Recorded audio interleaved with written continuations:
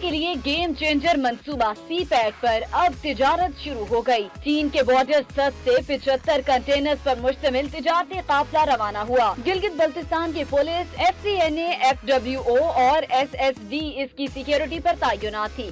गिलगित बल्तिस्तान से ये काफिला अब KP में पहुंच चुका है, जहां से ये गवादर जाएगा। गिलगित बल्तिस्तान इंतजामिया के मुताबिक तमाम काफिलों को इसी तरह की ही सिक्योरिटी दी जाएगी और वो इसके लिए पूरी तरह तैयार भी हैं, क्योंकि इसके फवायद सिर्फ गिलगित के लिए नहीं, वतन अजीज के लिए है। उन्होंने कहा कि इतने इदारों का इकट्ठा काम करना भी मिसाली है, जो जाहिर करता है कि हम अपने मुल्क से कितनी मोहब्बत करते हैं।